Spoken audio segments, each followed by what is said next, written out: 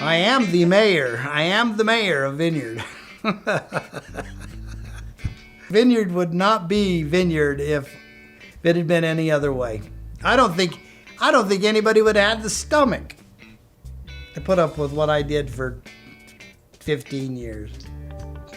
Right now, we are the fastest growing city in the nation. We were 125 residents in 2010, and now we're closing in on 17,000 residents. It's a city that really took off in about 2014 after the closure of the Geneva steel mill. But what's really exciting about it is we're so small. We're so much more like Singapore than other cities because we're isolated, we're on the water, we're growing from the ground up. Things that other cities here right now aren't looking at, we're designing to put into this technology all into our community. This is really a unique situation where you have a clean slate. You don't have anything in your way to deal with, such as, old hospitals or neighborhoods or old infrastructures. I always said Vineyard is location, location, location. You look at Vineyard, it's smack dab in the center of the county. And we're one of the only cities that have small towns that have 4 freeway entrances into the city. The benefit that Vineyard has that a lot of cities don't is that due to the steel mill, the Geneva steel mill that was built during World War II, is that when the steel mill went away a couple decades ago, it essentially provided several thousand acres of land in a high growth, high demand area with a lot of jobs. And that's a very unique position. A lot of development, like large scale developments, they happen on the periphery of their urban landscape. And so it means running new infrastructure, new roads out to that area. Well, the way Vineyard was when we moved down here, we moved down here specifically because it was out in the country and close to shops and retail stuff. One LDS ward, no schools, they all used Orem facilities, and so that's basically the town was 68 people and 21 houses. That was 30 years ago. And then we lost Geneva Steel, which was our only income. It started to grow when farmers started selling their property to developers. And when you sell property to developers don't sit on the ground, they develop. That brought in a whole bunch of negotiation. I mean, hours and hours of learning how to zone. And it really began to start growing because we started entertaining these developers and trying to figure out how to get the best product in Vineyard and how to come out with a town that was viable and could support itself, because Vineyard only has 3,800 acres. That's all. And 1,400 of the acres is under the Geneva Steel, the old Geneva Steel plant.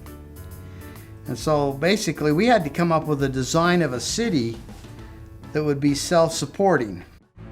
Orem was always trying to annex us, because Orem had done a lot of planning they had planned water and all kinds of stuff to develop Vineyard to annex into Orem, just kind of use it as a bedroom community kind of thing.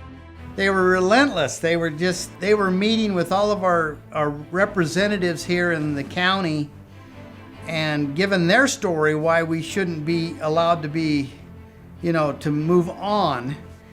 Every year when the legislative goes into session, I just had to be there because these backroom meetings was happening all the time, and I just never knew where they were coming from, and so we weren't giving up. And the people really wanted to stay Vineyard, and so I'm a bullhead kind of guy, and I just put my head down and we just kept hitting the wall, until we broke it. And then when Geneva was sold, then the developer that bought Geneva, so they came to us and said, look, we're kind of interested in looking in to get an RDA on the Geneva site. We said, okay, we're willing to work that way, because that's really the only way we're going to clean up Geneva. And because they didn't have any money and we didn't have any money. I guess you know what an RDA is. That's where we take a certain amount of their taxable income that for the next 7 or 8 to 10 years or whatever they finally settle on, and that goes to everybody in the county pays to clean up Geneva. And I felt that was really fair because Geneva was the economical engine of Utah County for many years. 3,500 employees. And I felt that it wasn't just Vineyard, it was in Orem, it was also Provo and Spanish Fork and Salem, American Fork, Lehigh. All of these cities had got the benefit from Geneva, even though it was in Vineyard. We ended up with $350 million over 35 years to clean up Geneva. And basically what really happened is when we got that RDA passed, the forces of people thinking that we're going to annex us went away. They just didn't fight us anymore on it. People were worried initially about density because the city was rural, and it pretty much was all farms with the Geneva steel mill. And so it's been tough for some of those kind of the early residents of the city to see those farms that they grew up with, they played in, turn into houses, turn into townhomes. And so that has been tough. It's created some growing pains, and also traffic, because right now we don't have transit.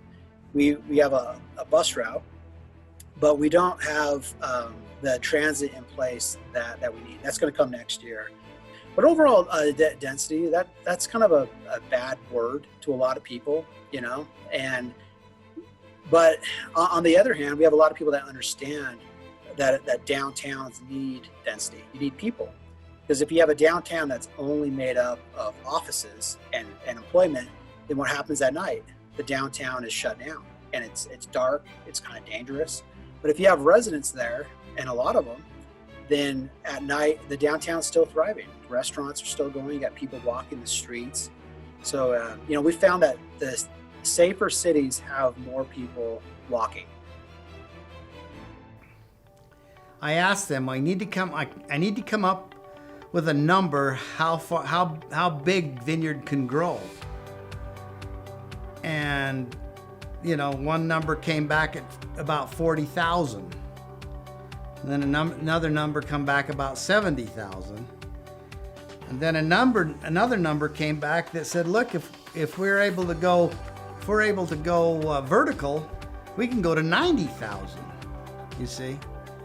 And we just basically sat down and said, well, we don't want to build for 45,000. We're going to do all of our infrastructure at 90,000. Now the old people, they're not so happy about it because of the growth. And another thing that people don't realize, that this town is 87% millennial. It was built for millennials. It's young. When I chose the city manager, he was a millennial, because I knew that group of people had to work together to make it survive and to be successful. Most people want single family housing. What we're finding is that places like Daybreak and Vineyard are offering an opportunity for people to have mixed housing, where they have single family homes, but they don't have large yards, and they have to sit on their front porch rather than their back porch, and they have to talk to their neighbors, but they can walk down to a condo complex or an apartment complex the other way, and they can all use the same amenities.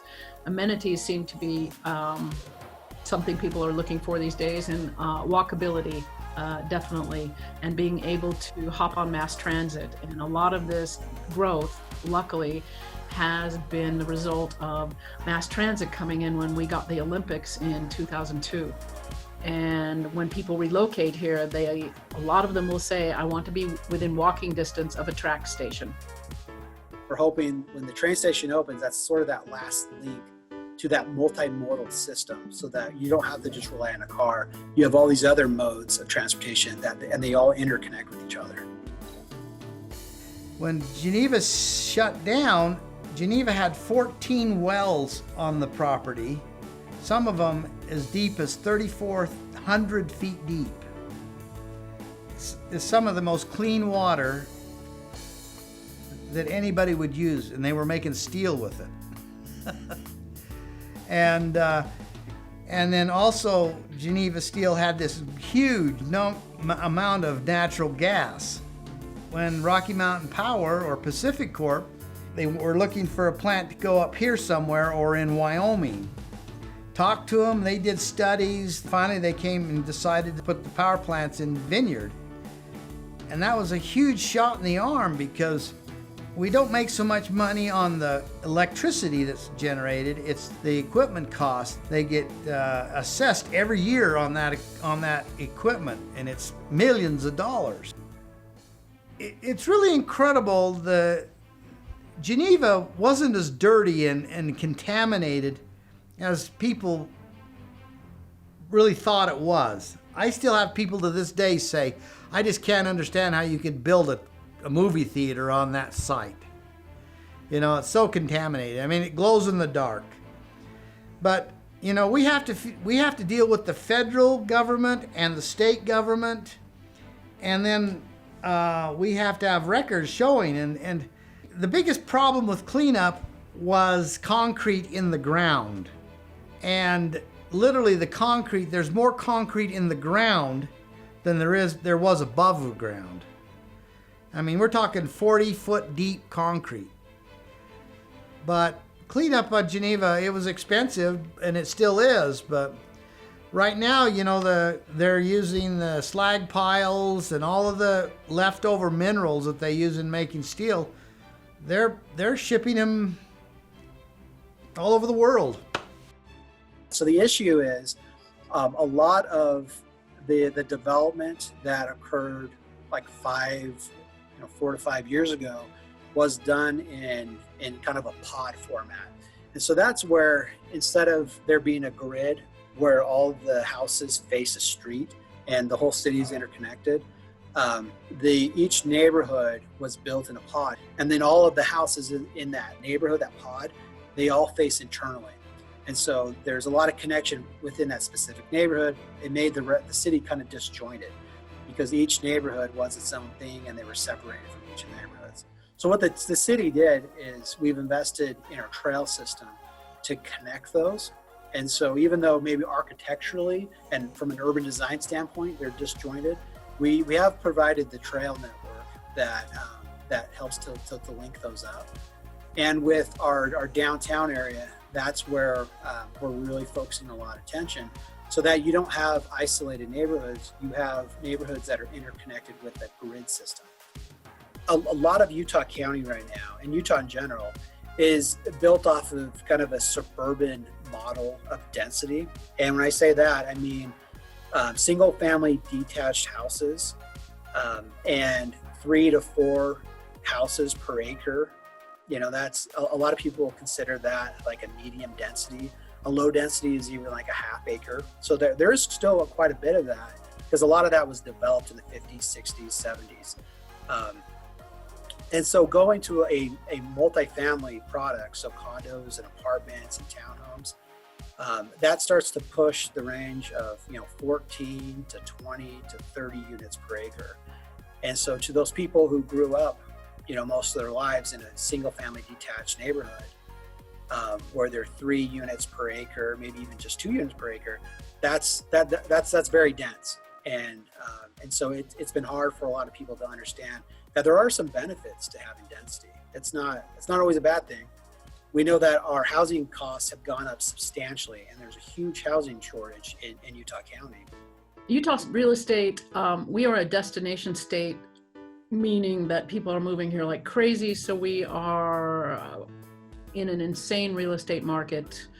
So there's tech jobs like crazy, and followed by tech jobs are banking jobs. It's cutting out affordable housing and first-time home buyers the inventory for that is so very little, and it's forcing people to move to suburbs that they hadn't thought of before that might be a half hour or 45-minute drive away. Affordable housing is getting to be a joke to many of us, especially those of us that have been in real estate for a long, long time. I think last year there was a 30% housing shortage.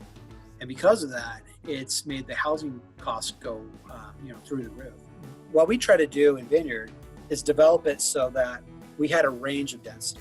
On the very south side of our city, near our golf course, we have 2 to 3, maybe 4 units per acre. And as you progress north to the train station, the density starts to get more and more. So the single family lots start to get smaller, down to 4,000 square feet per lot.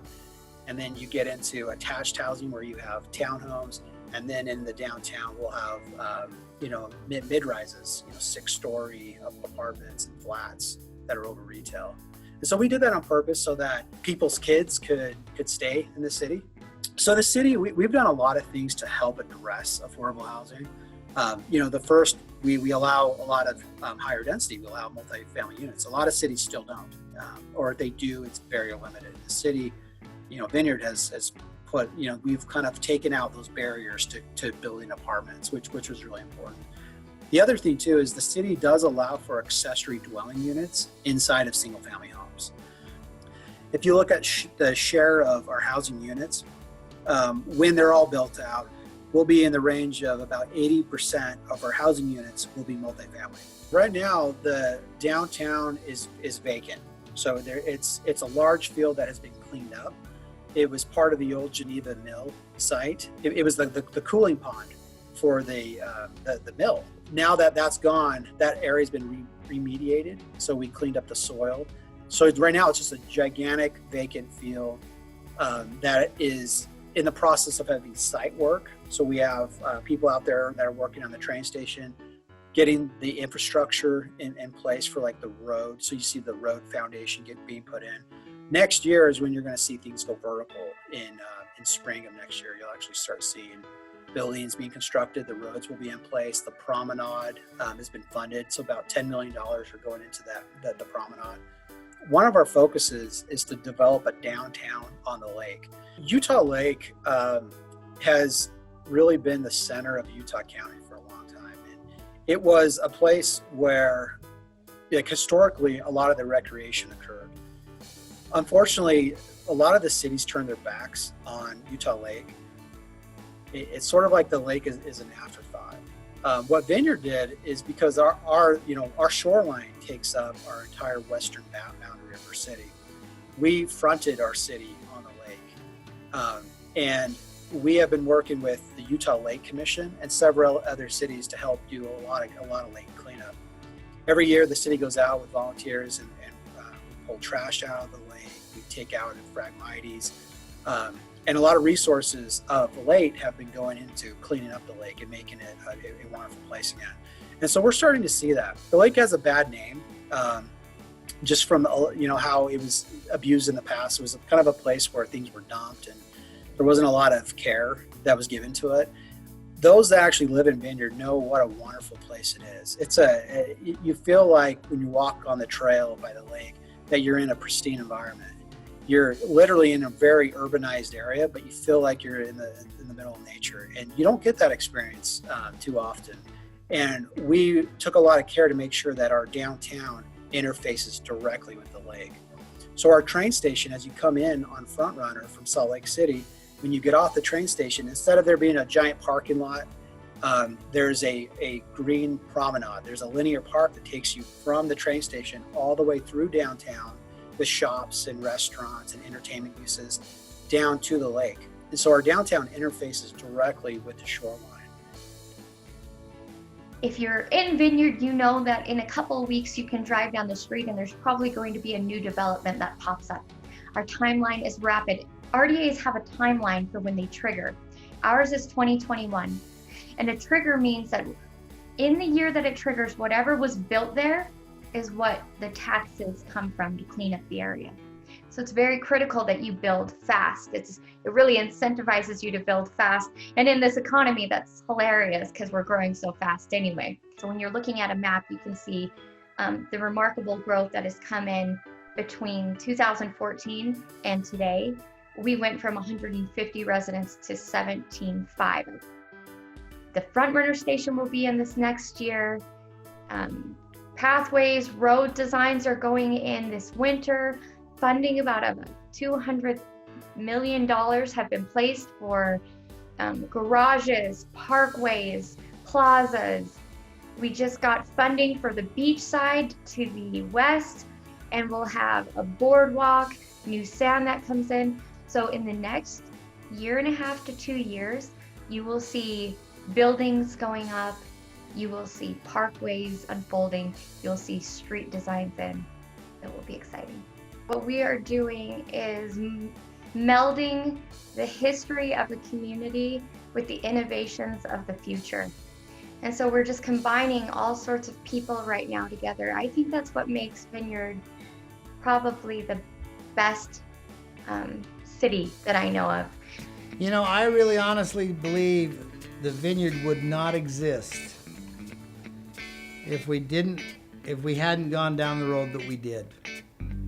Because I think the first time that they got locked horns with these developers and that, I mean, it's an amazing thing, you know, and I'm probably going to be held accountable for playing their game, you know, but the bottom line is that we won so far. But we did it.